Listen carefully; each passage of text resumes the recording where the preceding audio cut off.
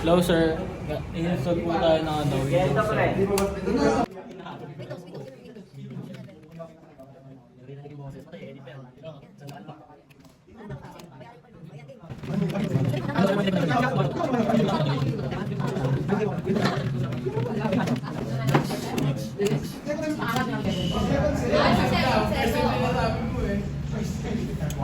Ano po?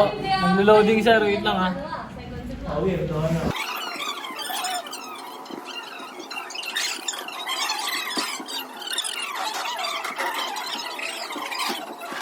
Tapos na po yung installation.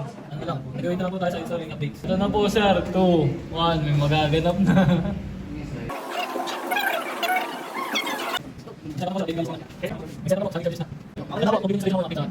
Ito po sir, starting Windows na po. Ito na po sir, nag-i-start na, welcome na. Preparing na yung desktop. Refresh. Tapos try na natin gumamit ng ring.